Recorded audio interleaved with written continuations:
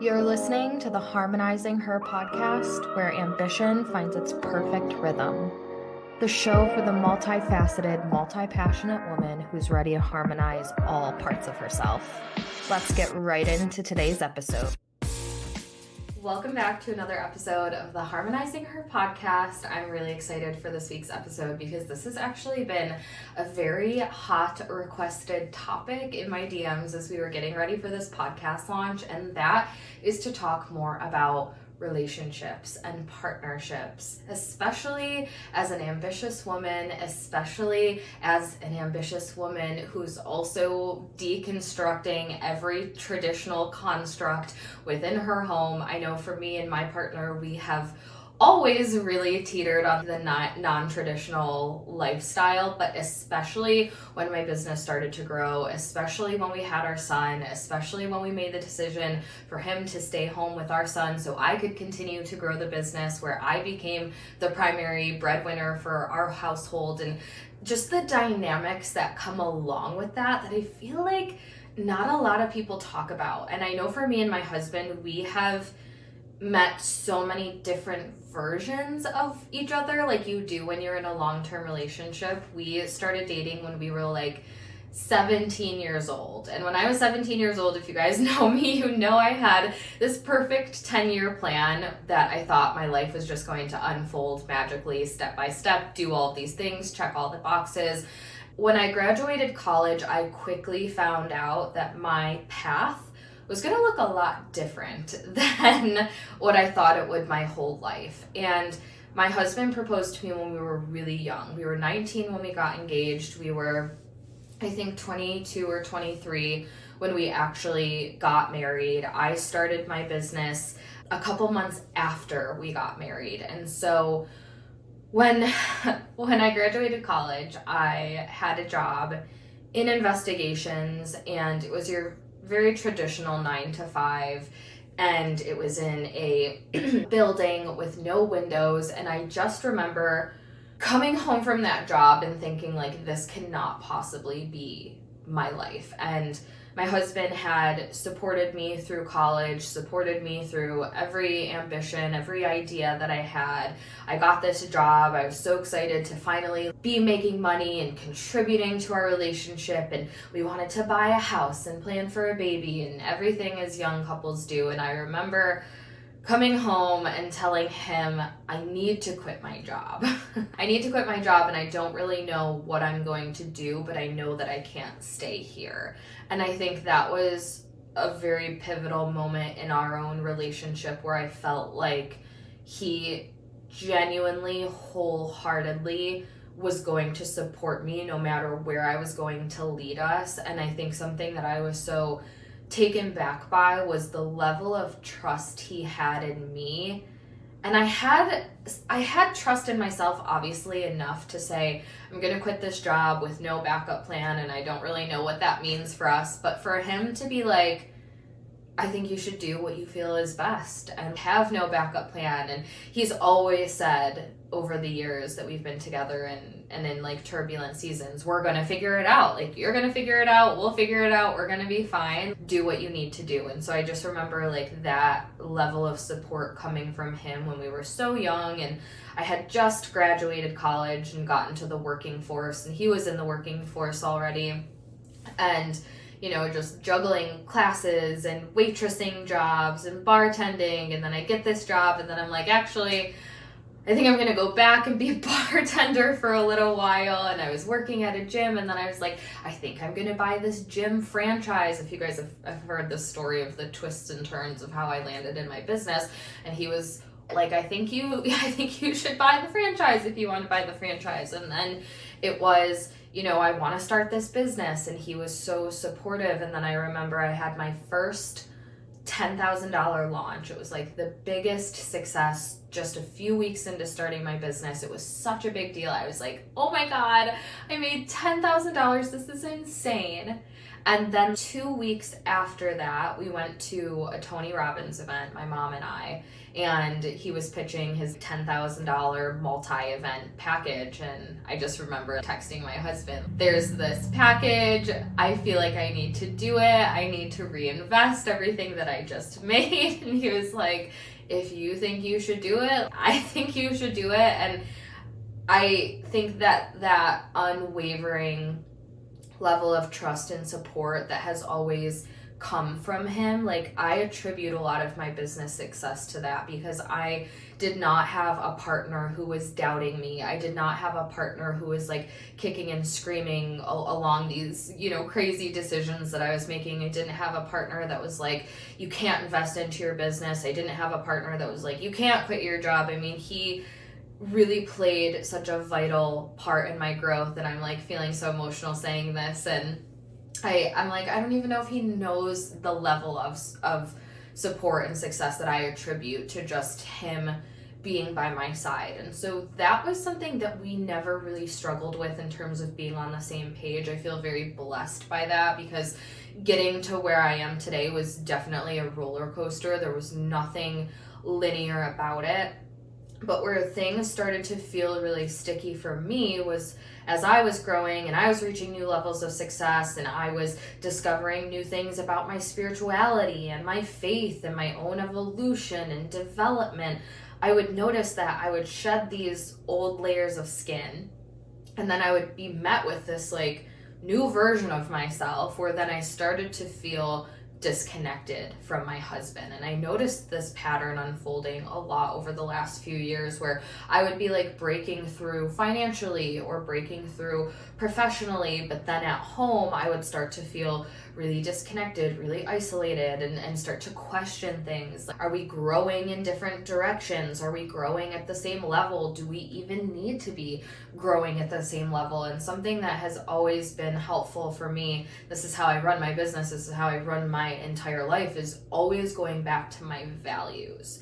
And at the end of the day, even though I'm evolving and he's evolving too, it just looks different. And even being able to accept that was something that I struggled with. And I talked to a lot of women and my clients who are like, does my partner need to have a business? Does my partner need to be into personal development? Does my partner need to be into fitness the same way I am? And what does it look like if you guys like don't agree or see eye to eye on those things? And I think for us, at least, it's never been, we don't see eye to eye on those things. We just have different interests, and we have different passions, and we have different we don't have different values. That's what I was about to say. But the thing that we have in common is our values. So even though we have different interests, we have different passions, we have different hobbies, different ways of growth and expressing ourselves and taking care of ourselves, our value system is really the same. And the way that we show up for each other, the way that we show up for our son and our family, those things are always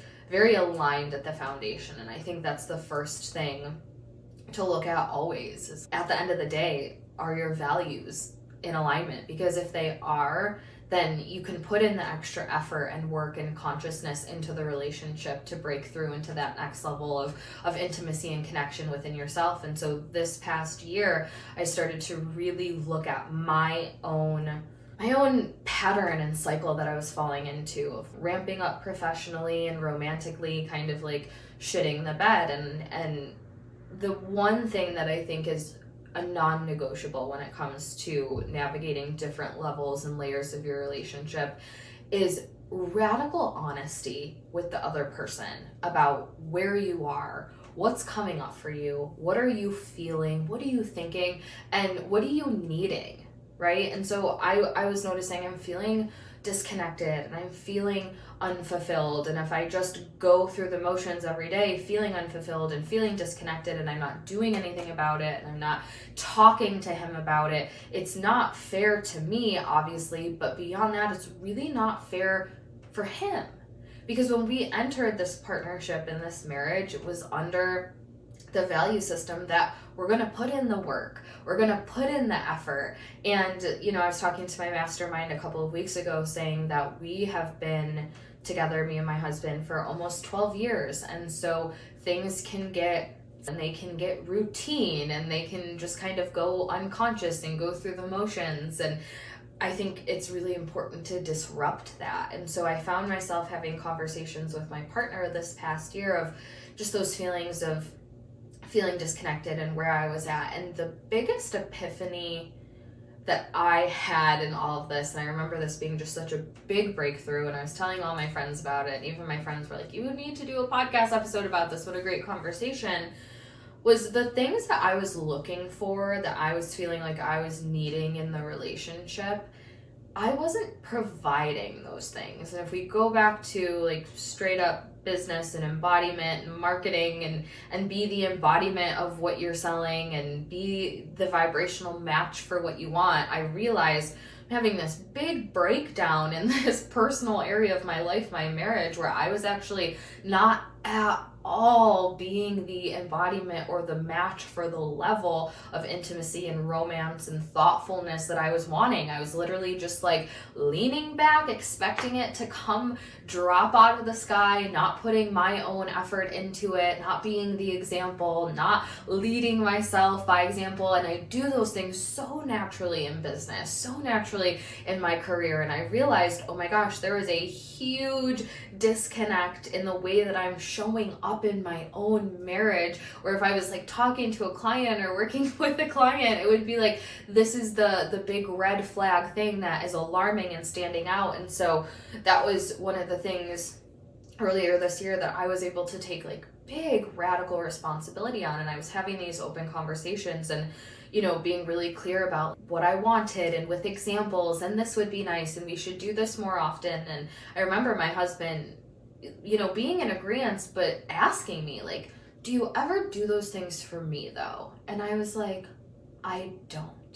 And it was just the biggest breakthrough where we both were able to realign and get on the same page. And we were able to also talk about that pattern of mine where he was like, I feel, you know, every 6 months we're kind of back at this conversation where you're feeling this way and I'm feeling this way. And how do we like disrupt this pattern and what's really going on and what's really important to us and what do we want? What do we want to feel? And how do we bring those things to life? And I think those are really pivotal moments in a relationship, especially as, like I said, an ambitious woman, especially as somebody who's the head of household, the breadwinner, the primary earner, and you guys are dismantling a lot of traditional roles and rules and constructs within the home. So having that open communication and always circling back to, are our values still the same? Because if we are still aligned in that foundational level of our values, then everything else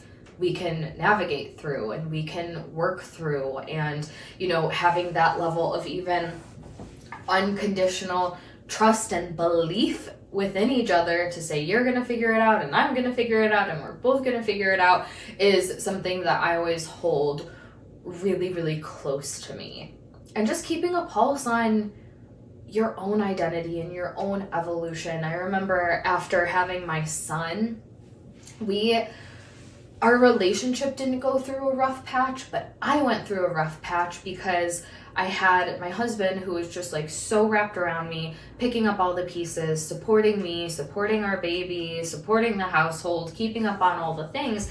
And I just remember being like, I don't even know who I am. I don't even know what I want. I don't feel beautiful. I don't feel myself. I don't feel that ambition. I'm feeling disconnected from so many things. And how do you show up in a relationship in that way? But again, it's being really transparent around where you're at. And I think the reason why we have been able to go through so many different seasons and identity shifts and personal evolutions and evolution together as a couple, as a partnership, is because we're always really honest about where we're at and what we're needing, and we don't shy away from those hard conversations. And they are hard conversations. No matter how many tools you have, no matter how much you've done the work, like they're just fragile, tough conversations sometimes. And I remember texting my friends in the thick of it and being like, this has been like a 3-day, just emotionally really hard and draining conversation with lots of emotions and tears and frustrations and seeing the other point of view, but we always go there. And beyond just going there with that level of communication, there's always some sort of action plan to follow. And so something that we have been doing in our home over the last couple of months, which honestly is going to sound so small, silly, and simple, but it's been such a big game changer for us to just acknowledge, like, I'm thinking about you, and add that little bit of flirtation back into our day-to-day rhythm, when sometimes it can just be so easy to be like the baby and the business and the house and the dog and all of the things that, like, that essence of connection and flirtation can get lost. But something that we started doing was leaving dry erase markers in our bathroom upstairs and our bathroom downstairs, and we just take turns like writing each other little notes. And it can be something like just as simple as like, you're on my mind, like XOXO. And we've had some like funny ones, and the one in the bathroom right now has like,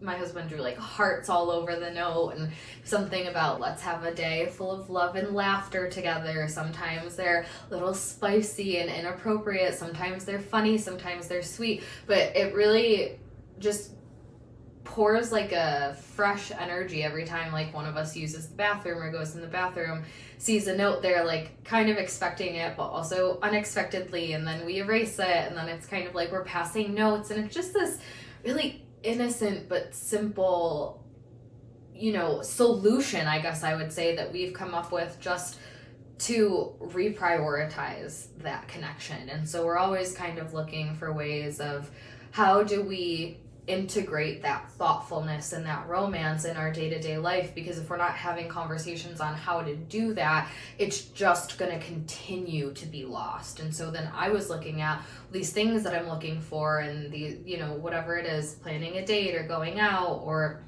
a sweet note, how can I start to initiate those things? And so another thing that we used to do actually after having our son, and this was something like right off the bat that we intended to do to keep things alive in the relationship, that kind of just, it got lost along the way. But my mom takes my son every weekend overnight for a weekend, or for a night every weekend.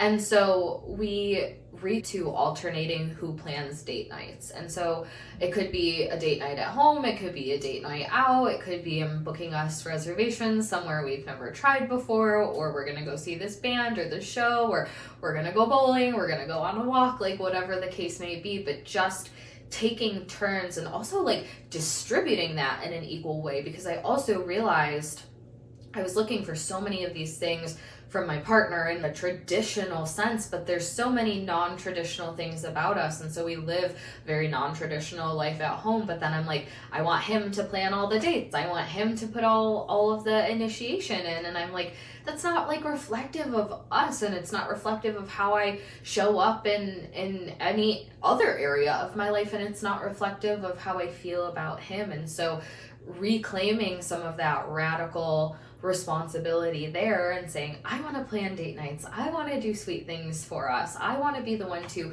initiate and be thoughtful, and I know that I'm going to receive that in return. But like I said, it's going there, it's communicating your needs, it's having those conversations, it's having a lot of faith, like good faith in each other, good faith, like the benefit of the doubt, that unwavering, we're gonna get through this no matter what it looks like.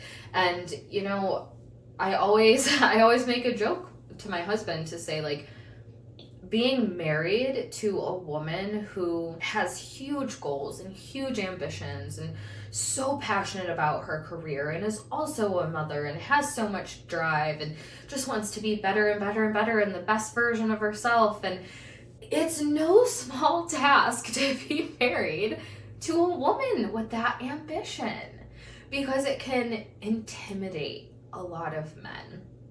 And I think it's really important that your partner is on board with the things that are important to you. I don't know if we would have made it as high school sweethearts over a decade later, still pouring love into our relationship and growing our family, if that underlying level of trust, of faith, of belief, respect, and support wasn't there. Like that to me and to us in our household, in our home, that's just a foundational pillar that cannot waver. And I'm so thankful that we've always had that, even when we were 17 and I was, changing majors in college and then job jumping and going back to waitressing and leading us into crazy places. That support was always there. And that makes these times even more special, because there were times where those decisions did not have an immediate ROI. And I got a DM specifically saying, you were talking about a story where you and your partner didn't have a lot of money. Can you talk more about that? What was your relationship like as you started to make more money? And the thing about my partner, and he's just such a beautiful man, but he's always said, as long as we have each other, we're good. Like we're good. That feels wealthy to me, to be in this relationship with you where we'll figure the rest out. We don't need the fanciest of things. We don't need the fanciest house. And I've always had very expensive taste. So I'm like, yes, we do.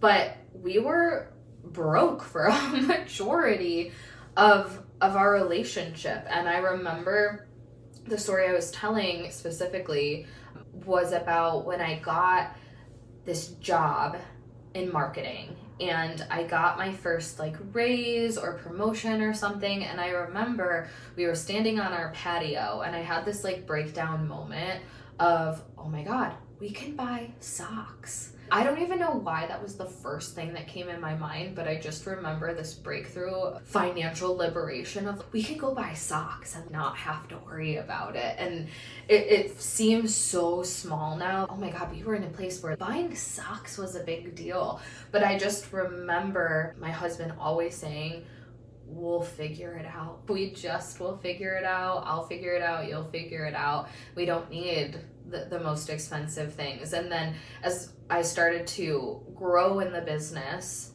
we reached a peak point. I had my son. My mental health took ultimate shit. It took me 2 years to really, find my footing as a whole woman again, and who am I and where am I going and what do I want in business. I tore my business apart. I closed down programs. I refined things. I reworked things. And in that 2-year span, there was a lot of turbulence in my own confidence and my own faith in myself that got really, really shaken up.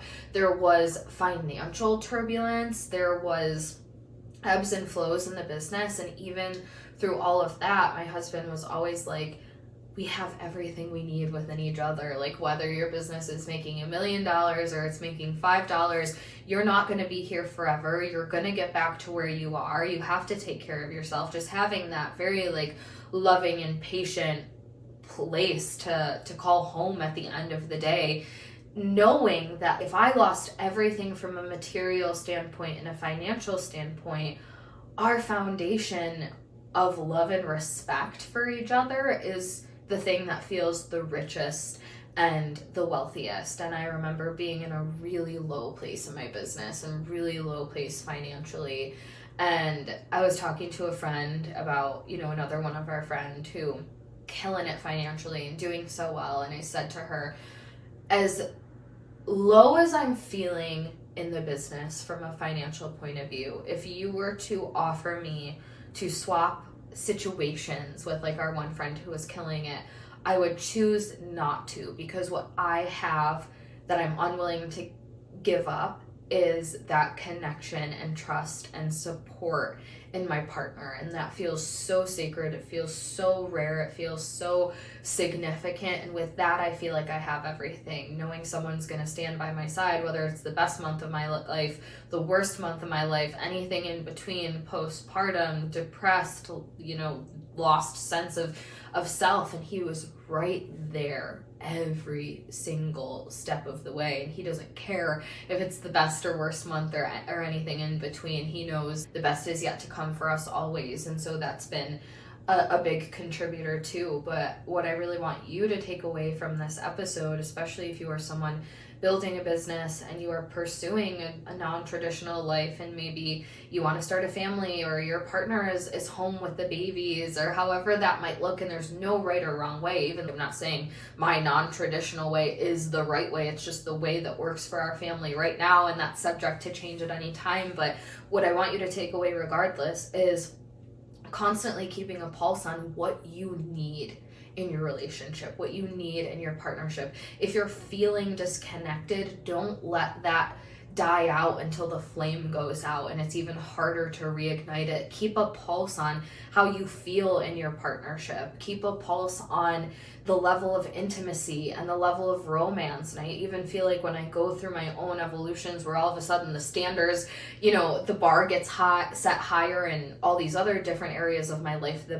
bar gets set higher in my relationship too, where I expect more. I have a higher standard. I want, to develop deeper connection and get even more intimate and take our sex life to the next level, take our, goal setting to the next level together, and just being able to be upfront about what those things are and really leaning into those harder conversations, which might not always be super hard, maybe uncomfortable, but it's really worth it to have that open level of communication with your partner, especially if you're someone who goes through many layers and levels of growth and you feel like you're always evolving and meeting a new version of yourself and having this weird dynamic of wanting your partner to keep up, and is it even their job to keep up, and do we need to have this overlap? Bringing those conversations to life within your home is going to change everything. Don't let them live up here in your head. I did that for so long, and the thoughts swirling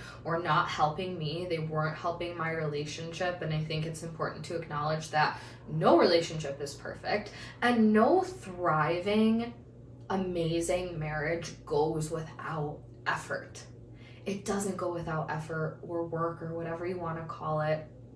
Consciously pouring into the evolution of your relationship is a non-negotiable if that's something you want. And, for me, when I didn't want to deal with it in the thick of my career success, I noticed that I would actually hide behind my work and hide behind my business to avoid these conversations, but bringing them to the table and just meeting each other with that radical respect, love, and honesty has been the biggest game changer. And I just feel like we need to be having more conversations about this, because having a healthy, thriving, alive love and marriage in your life as an ambitious woman is important. It's important to have a healthy and supportive dynamic as you're building your life and you're building your business and your career. So hopefully this episode gave you some insight on how to initiate some of those conversations and some things that you can take into your own rhythm, into your own relationship, to just make that another area and facet of your life that is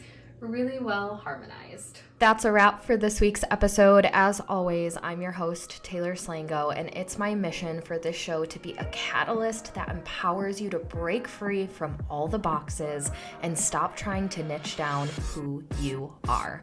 Make sure to stay connected by subscribing to the show, going to taylorslango.com/podcast to join the free Harmonize weekly newsletter, and connecting with me on Instagram @TaylorSlango.